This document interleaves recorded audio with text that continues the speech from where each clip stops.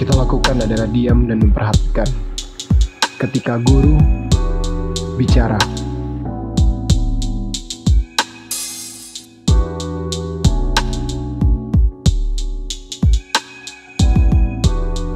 Assalamualaikum warahmatullahi wabarakatuh. Salam guru inovatif, Ibu Lili.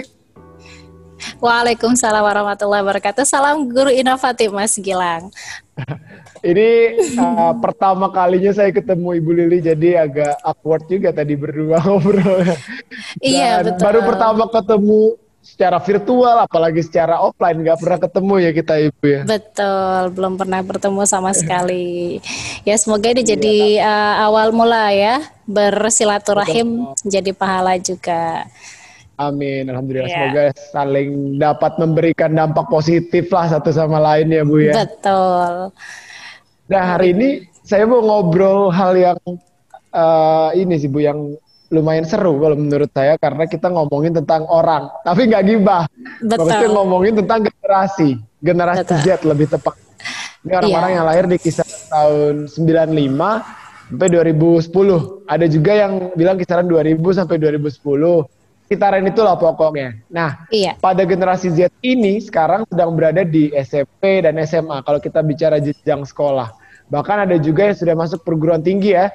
Betul. Beda generasi, beda karakter, otomatis beda juga cara mendidiknya. Karena ada juga kan dalam Islam juga pernah tentu kita pernah dengar ya, didiklah anakmu sesuai dengan zamannya ya, Bu ya. Nah, ini juga menjadi tantangan juga, Bu, buat kita para guru, para orang tua juga pastinya, karena kemarin-kemarin kita mungkin sudah kenyang belajar lah tentang bagaimana cara mendidik generasi milenial di sekolah. Sekarang udah ada generasi Z lagi yang harus kita kulik lebih dalam. Mereka sukanya apa, bagaimana teknik-teknik mengajarnya, dan seperti apa mungkin dampak ke depannya untuk mereka. Menurut Ibu Lili nih, langsung aja. Ngajar mapel di SMA yang termasuk generasi Z tadi, SMA Al-Azhar 9 ya Ibu Lili? Betul. Yogyakarta, oke. Selama pandemi ini otomatis hanya melaksanakan PJJ ya Bu ya? Atau gimana? Atau ada luringnya, atau ada home visit? Oke, sejauh ini baru PJJ Mas, jadi sampai kita bikin background nih, khusus untuk ngajar PJJ ada backgroundnya sendiri gitu, biar anak-anak juga tetap kita berikan haknya mereka di dalam belajar, jadi tidak ketinggalan ya, materinya tidak ketinggalan, jadi kita tetap ada via Zoom, dan setiap kelas itu kita adakan Zoom kelas satu persatu, jadi kita punya 12 kelas ya, baik itu secara yang kelas-kelas reguler maupun kelas SKS, juga ada kelas SKS, jadinya itu biar anak-anak tidak ketinggalan materi pelajaran, mereka tetap mendapatkan haknya mereka sebagai pembelajar gitu, kita adakan pelajaran yaitu pembelajaran jarak jauh. Jadi kita punya beberapa aplikasi juga yang bisa kita gunakan seperti itu. Oke. Nah, ini kan bicara hak ya Bu ya, hak mereka untuk belajar sebagai siswa.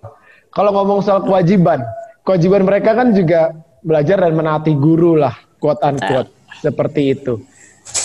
Kemarin juga saya pernah lihat di sosial media nih Bu, ada salah satu guru yang sempat viral ketika PJJ mereka di-prank oleh siswanya. Ketika siswa satu kelas nge-prank gurunya dengan menonaktifkan kamera Zoom dan audionya. Setelah itu si guru kebales, ya kan? Beliau juga ikut mematikan akhirnya audio dan videonya karena merasa dicueki.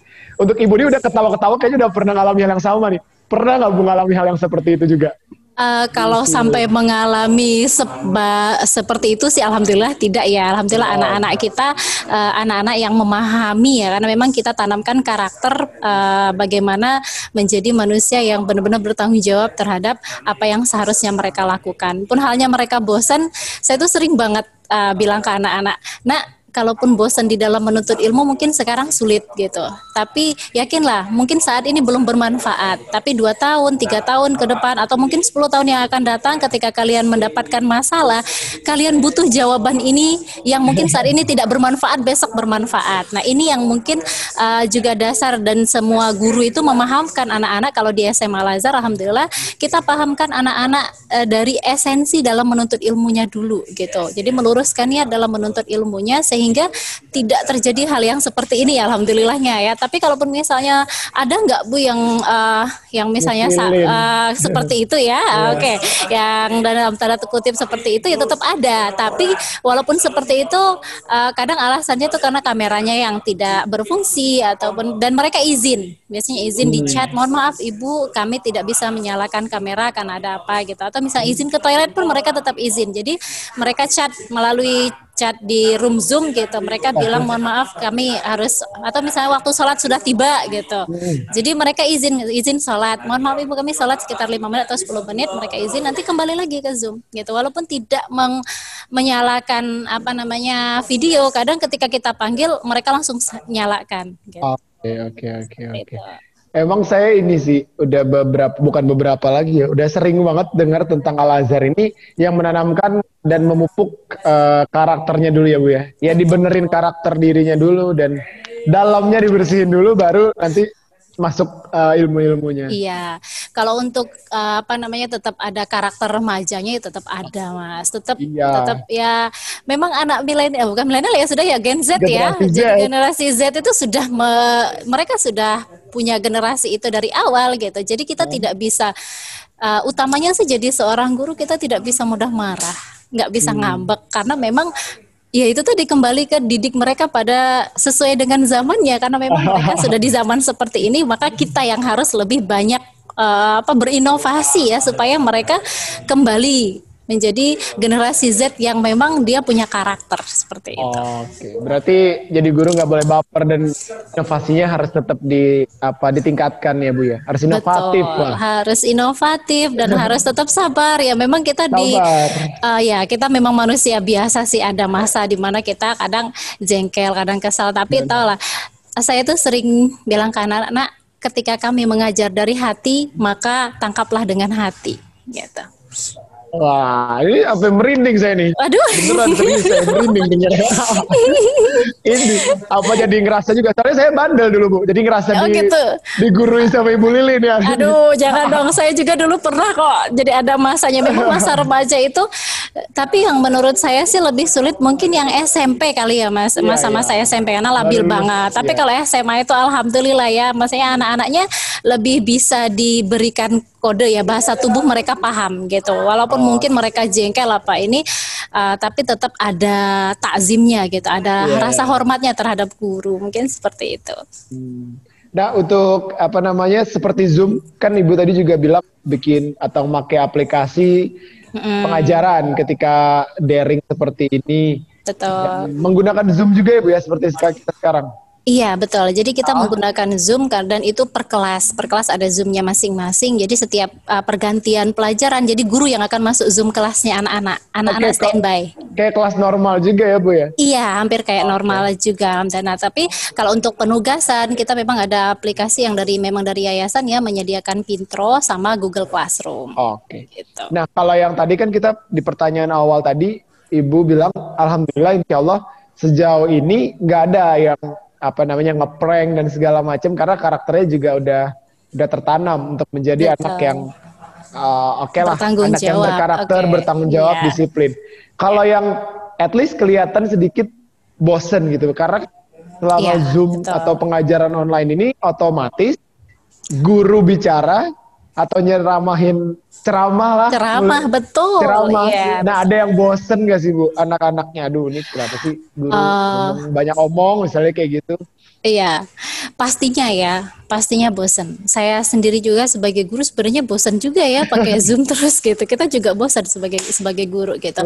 Tapi setiap saat, setiap hari setiap guru itu punya metode masing-masing ya, pastinya punya metode masing-masing untuk membangkitkan semangatnya anak. Kalau saya itu hobinya itu cerita gitu. Nanti menceritakan tentang kisah apa, atau misalnya membangkitkan hati nurani ya, sehingga rasa bosan itu sebenarnya ada karena mungkin terlalu sering Zoom itu juga Jadi ada masa di mana anak-anak dihentikan Zoom-nya, dikasih tugas project kayak gitu. Jadi mereka mengerjakan dulu projectnya, nanti mereka bisa presentasi juga. Jadi tidak hanya guru terus yang bicara gitu. Atau misal mereka ada inovasi, kita minta anak-anak, biasanya kan anak-anak sekarang pinter nge-vlog ya.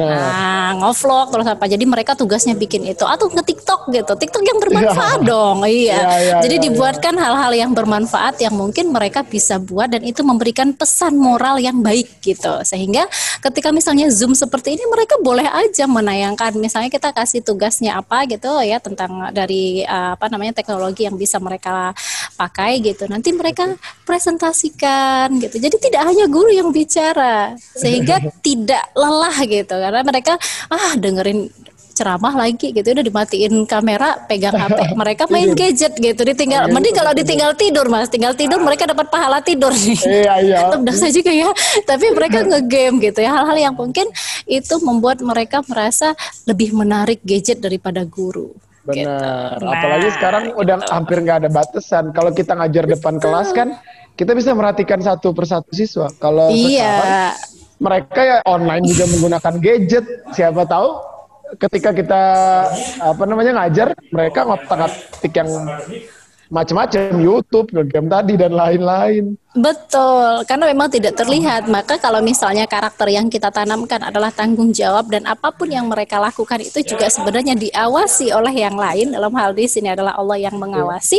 Mereka insya Allah lebih merasa jadi dikuatkan takut sama Allahnya dulu gitu. Sehingga mereka tahu kalau mereka ada masa di mana memang mereka capek, bosen gitu. Oke lah, kita pahami kebosannya mereka gitu. Jadi sebagai guru kita juga harus paham dong Gen Z seperti apa gitu. Jadi kita juga akan memberikan solusi di mana mereka punya cara sendiri di dalam menghadapi pembelajaran. Begitu juga kita punya cara yang lebih menarik dari apa yang menarik di depan mereka. Seperti itu. Ini menarik nih, kan saya suka banget tuh ngutip beberapa kata-kata dari Ibu tadi. Yang tadi saya kutip adalah Ibu menggunakan TikTok lah ketika ngajar itu kan artinya Ibu belajar untuk menjadi siswa. Betul. Menaruh Ibu memposisikan diri tuh membaur dengan mereka.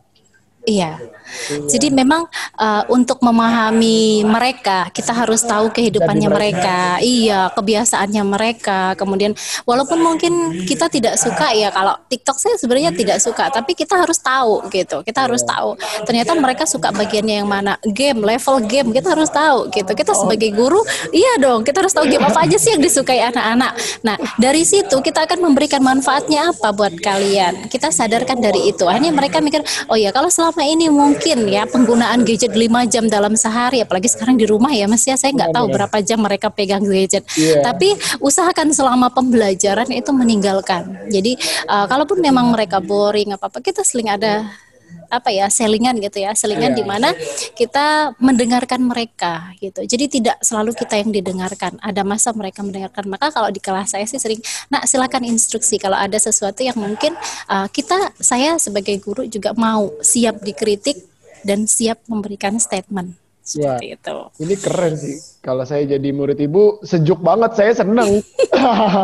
Karena nggak banyak, memang nggak mungkin banyak, cuman saya aja yang kurang wawasan, kurang tahu bahwa ada memang guru-guru yang seperti Ibu Lili ini yang lebih dengerin juga ke ke muridnya. Karena kan saya sekolah di zaman dulu, Bu. Kan kita tahu sendiri guru-guru zaman dulu emang siap-siap dilempar penghapus ini. Nah itu, kita pasti menghadapi generasi-generasi kita. Betul, kita generasi milenial ya. Kalau kayak Ibu Lili, gurunya kayak Ibu Lili gini, siswa pasti seneng kalau diajak ngobrol, apalagi kalau lagi ada masalah, kan ada siswa yang cenderung, saya termasuk salah satu orang yang ini Bu, ekspresif, komunikatif. Jadi saya itu tipe orang yang paling nggak bisa diam, punya masalah, nggak bisa diem tuh apalagi. Nggak bisa punya masalah, saya itu pasti nggak apa-apa, saya nggak minta solusi, misalnya saya cerita kayak Ibu Lili, saya cuma pengen didengerin. Pasti. Betul. Iya, hampir setiap terutama perempuan ya Mas. Perempuan itu kan kromosom bicaranya banyak.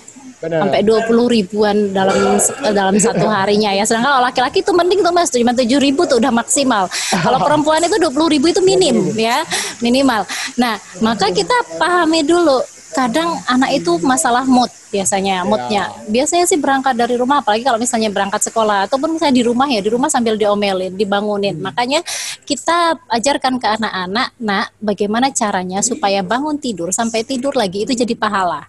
Gitu. Nah ini hal yang mungkin ringan, bangun tidur kita mulai doa gitu, masuk kamar mandi kita doa lagi, pahala lagi kan, wudhu kita doa ini lagi gitu, sholat dapat pahala semua. Nah kalaupun misal dari pagi bangun tidur itu kita sudah meminta, maksudnya itu kebaikan-kebaikan, insya Allah dalam satu hari itu jadi kebaikan semua gitu. Tapi kalau bangun paginya aja udah malas, udah diomelin mama misalnya, nah itu benar-benar merusak suasana biasanya, suasana belajar terutama ya, apalagi daring seperti ini gitu. Maka inti utama dari belajar anak-anak baik di rumah maupun di sekolah adalah dari keluarga. Iya, dari keluarganya dulu. Jadi kalau keluarganya dari keluarga sehat gitu, membangunkan anak dengan cara yang baik, walaupun mungkin anak ya namanya anak-anak ya, apalagi usia sekarang, karena mereka malam tidurnya karena main HP atau main gadget gitu sampai malam, besoknya subuhnya lewat gitu, sampai akhirnya bangun-bangun, udah mulai daring gitu kan. Nah, salat subuhnya udah kayak salat duha. Mending ini kalau kita iya. Nah, alhamdulillah kita di Al Azhar itu jam 7.30 semuanya sudah standby mengikuti kegiatan keagamaan, Mas. Jadi sebelum jam setengah 8 itu mereka sudah selesai sholat duha dulu. Jadi mereka sudah selesai sholat duha, setengah 8 mereka standby Zoom seperti ini juga ya. Mereka Zoom seperti ini mengikuti kegiatan setiap pagi dari Senin sampai Kamis ya. Kita beda-beda kegiatannya. Kalau Senin itu kita ada baca Al-Ma'surat bareng, tapi setelah duha itu doa salat duha dulu, dengerin Asmaul Husna dulu gitu. Kita nyanyi Indonesia Raya tetap ya. Tetap ada Indonesia Raya gitu. Betul, ada nyanyi Indonesia Raya dulu, kemudian ada dengerin Asmaul Husna dulu. Sudah itu baru kalau hari Senin itu kita ada baca Al-Ma'surat, hari Selasa sama Rabu kita ada mendengarkan Al-Qur'an supaya mereka hafal secara tidak sengaja gitu. Kemudian hari Jumat nanti ada kalau hari Kamis ya. Kalau hari Jumat kebetulan karena memang harinya pendek daring, kalau anak-anak yang dari daerah timur itu kan mereka sudah Jumatan, Mas. Jadi kita usahakan sebelum Jumatan baik di waktu Indonesia Barat maupun Indonesia Timur, kita selesaikan pembelajaran sebelum salat Jumat. Jadi hari Jumat pagi kita nggak ada kegiatan keagamaan pagi karena diambil langsung sama jam pelajaran gitu. Nah, di hari Kamis pagi inilah kita motivasikan untuk anak-anak tentang agama, entah itu adab, entah itu motivasi dalam belajar. Nah, kita suntiknya di hari Kamis gitu. Ya alhamdulillah sih sangat bermanfaat ya buat anak-anak juga, mereka tetap termotivasi untuk belajar. Seperti pantas hari ini padat banget karena kita kan tag video hari ini. Ini kan yang itu kita ya. Ini kan tag-nya hari Kamis nih. Hari Kamis ya. Iya, padat banget. Alhamdulillah kalau hari Kamis itu padat. Kita memang banyak kegiatan ya, program. Baru kemarin hari Rabu kita tiadakan pembelajaran karena kita ada kegiatan inti dari Semarak Muharram. Jadi kegiatan itu Semarak Muharram itu banyak kegiatan, rentetan kegiatannya berawal dari kita mengumpulkan dana untuk santunan anak yatim, kemudian alhamdulillah kemarin ada 2 panti yang kita datengin, kemudian acara intinya kemarin kajian. Nah, kajiannya bersama Ustadz Ransi ya, Ustadz Ransi itu kan Gen Z banget gitu. Jadi anak-anak seneng banget gitu ya, alhamdulillah termotivasi. Jadi memang butuh butuh inovasi ya. Bentar, ini karena kita bicaranya sudah terlalu dalam, saya lupa nanya hal-hal yang superficial. Ibu Lili sebenarnya tadi kan ngomong kromosom, sampai tahu tuh kromosom cewek sama cowok. Ngomong tentang agama juga, ngomong tentang adab dan itu kan PMP. Sebenarnya Ibu Lili ngajar apa sih? Ya, saya itu ngajarnya agama, Mas. Agama ya. Kebetulan saya waktu S1-nya ngambil pendidikan bahasa Arab gitu. Kemudian S2-nya saya ngambil teknologi pendidikan. Agak ini ya Bu ya. Ya, tapi sedikit. Itu sangat karena memang ternyata teknologi pendidikan itu sangat-sangat dibutuhkan Gen Z, Mas. Iya. Nah, itu. Jadi ketika saya mengajar, saya bisa mengikuti teknologi seperti itu. Jadi karena saya ngambilnya bahasa Arab dulu, saya juga waktu S2 itu kebetulan ikut menghafal Al-Qur'an. Jadinya bisa begitu masuk SMA Al Azhar, saya megangnya Al-Qur'an dulu. Nah, setelah Al-Qur'an baru saya ngambil pendidikan pendidikan agama Islam. Sekarang saya megangnya PAI, makanya banyak bicara tentang adab, moral gitu ya. Memang kita tekankan anak-anak supaya bisa seperti itu gitu. Oke. Ibu ini ya, apa namanya, ngambil mata kuliah itu nggak yang harus linear, nggak yang harus sedang lagi ngetren apa, tapi emang yang dibutuhkan apa, yang Betul. lagi saya butuhkan apa sih, itu yang diambil akhirnya. Iya, karena memang kita lihatnya ke depan gitu ya, karena kita ngelihatnya ke depannya gitu. Betul. Nah, pertanyaan berikutnya yang sebenarnya ini harusnya saya tanyakan di awal tadi. Kalau Al-Azhar itu, mohon maaf ya Bu ya, itu boarding atau sekolah Islam terpadu aja? Kalau Al-Azhar itu ada yang boarding, ada yang reguler, Mas. Jadi kita anak-anak itu memang kita utamakan boarding, terutama yang dari luar Jawa, ya dari luar Jogja terutama, karena memang kan kebanyakan kita banyak murid itu dari Papua, kemudian dari Timur, dari Sumatera itu banyak. Nah ini yang kita fasilitasi dengan boarding gitu. Kalau yang di Jogja, yang keluarga di Jogja itu tetap yang reguler. Oh, seperti itu. Iya. Berarti ada dua pilihan, ada dua opsi ya Bu untuk masuk ke Al-Azhar. Iya, betul. Nah kalau Ibu Lili ngajarnya dua-duanya atau hanya di boardingnya? Dua-duanya. Kalau misalnya yang boarding kan mereka cuman sore sampai pagi berada di boarding. Kalau belajar semuanya sama di sekolah. Jadi dicampur yang reguler sama yang boarding, tetap pelajarannya tetap sama. Cuman yang berbeda adalah murid yang SKS, sistem SKS gitu. Karena memang kita punya murid yang percepatan 2 tahun selesai seperti itu. Iya. Nah berikutnya nih hal yang menurut saya menarik juga. Kalau boarding kan salah sekolah kita di Hapex kan punya ini ya Bu ya, punya sekolah juga Yayasan Center Global Islamic Boarding School. Boarding juga. Jadi pernah saya satu waktu melihat beberapa siswa apalagi yang baru masuk tuh Bu, yang masih kelihatan manjanya, yang nangis karena nggak terbiasa ngelihat, nggak terbiasa apa ya, pisah sama orang tua. Kalau di sana di sekolah Ibu, bener nggak sih Bu? Ini kita ngomongnya general. Gak usah gak usah spesifik di sekolah Global Islamic Boarding School atau di Al-Azhar. Bener gak sih kalau dari pandangan Ibu, Gen Z itu yang sering Ibu temui adalah anak yang manja, terus juga suka hal instan, tidak menghargai proses, karena mereka hidup di zaman yang Ibu bilang tadi, gadget, selalu ada you can get information apapun, informasi apapun di gadget ya Bu ya, mau itu yang salah, bener gak sih Bu kalau menurut Ibu? Generasi Z itu cenderung orang-orang yang manja, terus tadi juga tidak menghargai proses dan suka hal instan dan lain-lain. Kalau secara umum ya Mas ya, yang belum terbangun karakternya ya, mungkin iya. Mereka manja, maunya yang instan gitu. Terus kadang ditanya itu tidak menyukai proses ya. Itu kalau secara umum gitu, sebelum mereka memahami bahwa memang proses itu penting gitu. Nah, kalau Mas Gilang tanya saya sepakat atau enggak, secara umum saya sepakat gitu, walaupun tidak keseluruhan anak seperti itu. Gitu. Jadi tergantung didikan dari anaknya. Kalau orang tuanya di rumah seperti apa, terus juga tergantung dari lingkungannya membentuk dia menjadi anak yang seperti apa gitu ya Bu ya. Betul. Jadi memang awal mula dididik pembentukan karakter itu kan dari rumah ya Mas. Bener. Jadi mereka masuk boarding itu sudah bawaan dari rumahnya seperti apa, maka akan muncul ketika di boarding itu gitu. Kalau misalnya terbiasa dilayani, insya Allah di boardingnya juga bingung gitu. Maunya dilayani, jangan-jangan nanti kalau ke mall harus ditemenin kayak gitu kan sama ini. Nah ini yang oke lah, bisa disepakati secara umum mungkin seperti itu. Tapi tetap ada anak yang memang mandiri, dan itu bisa diyakinkan memang dari rumah sih, tergantung dari rumah ya. Kalau misalnya orang tua walaupun mungkin terfasilitasi semuanya, tapi anak diperhatikan banget gitu, dibuat lingkungan yang sehat di rumah gitu, diajarkan untuk mandiri, insya Allah tetap bisa menyaingi generasi milenial ini gitu.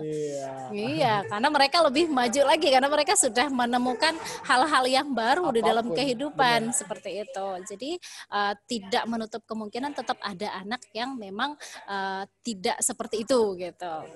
Mungkin gitu Mas Gilang. Tapi pernah ya Ibu menghadapi hal-hal yang seperti itu ya Bu? Atau mungkin yang ini beberapa hari terakhir nih terfikirkan oleh saya nih Bu.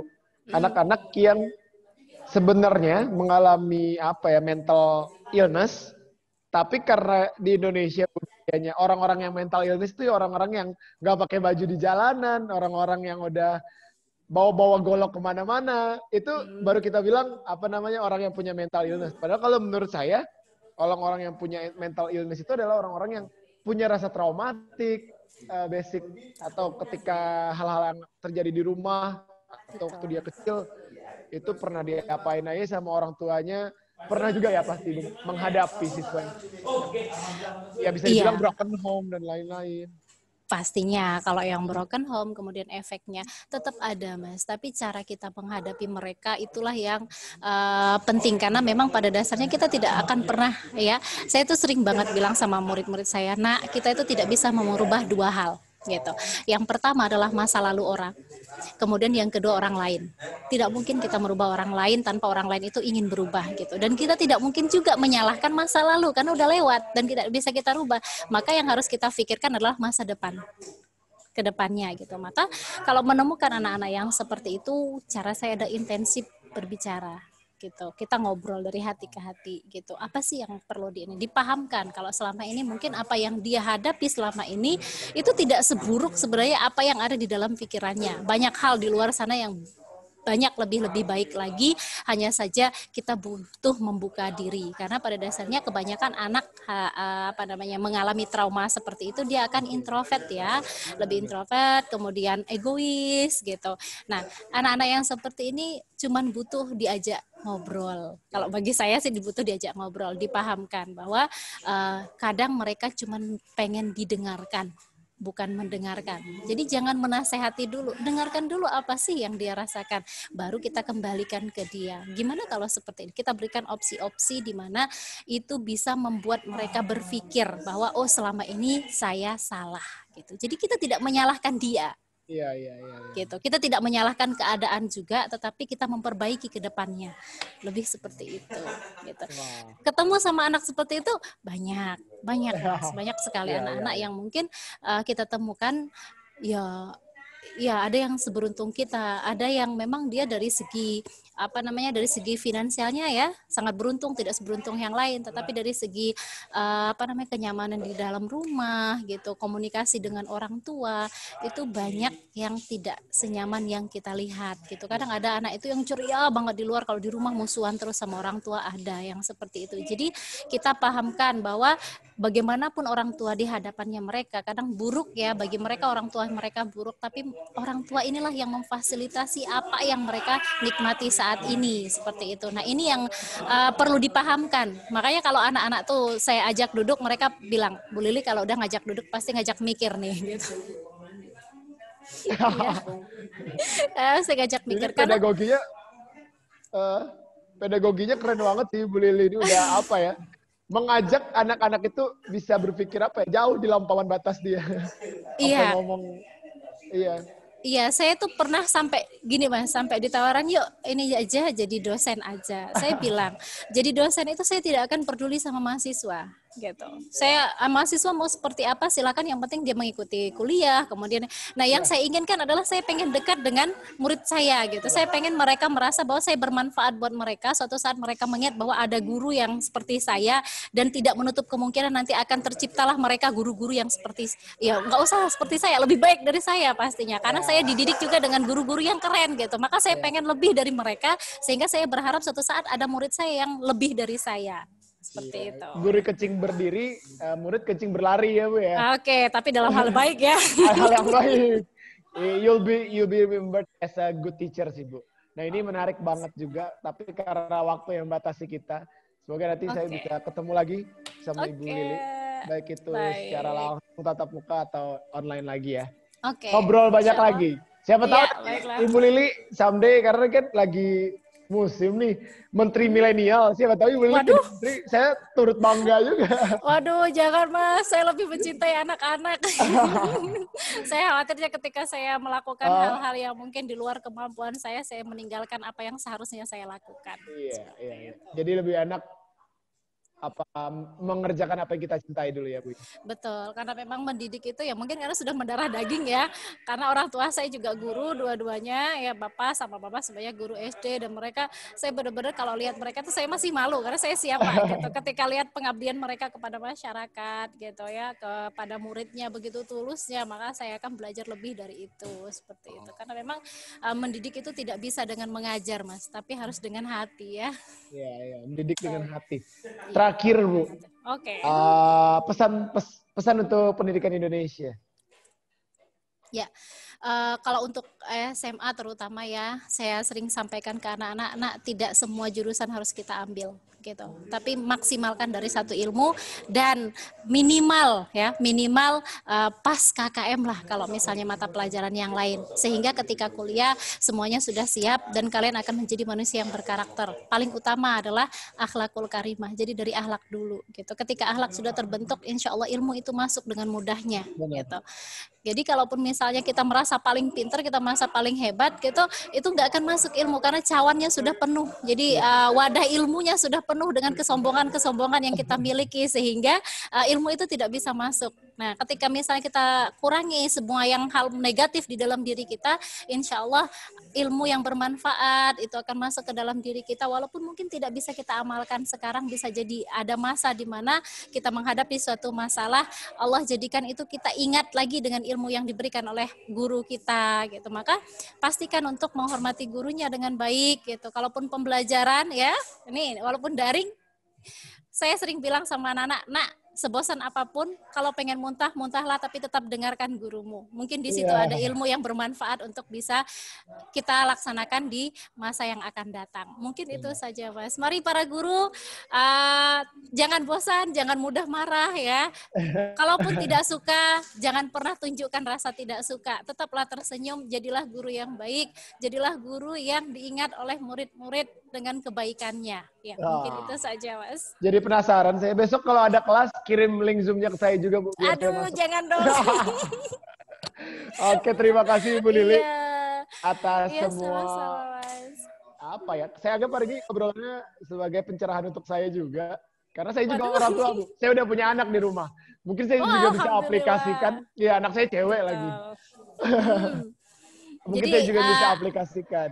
Iya, apa yang dilakukan orang-orang tua itu yang akan dilakukan oleh anak. Jadi hati-hati jadi orang tua gitu ya. Iya, benar Bu, benar. Karena anak-anak nggak butuh narasi. Anak-anak nggak butuh omongan kita. Dia lebih apa ya? Kalau kita main HP, anak saya 3 tahun Bu, udah bisa negur.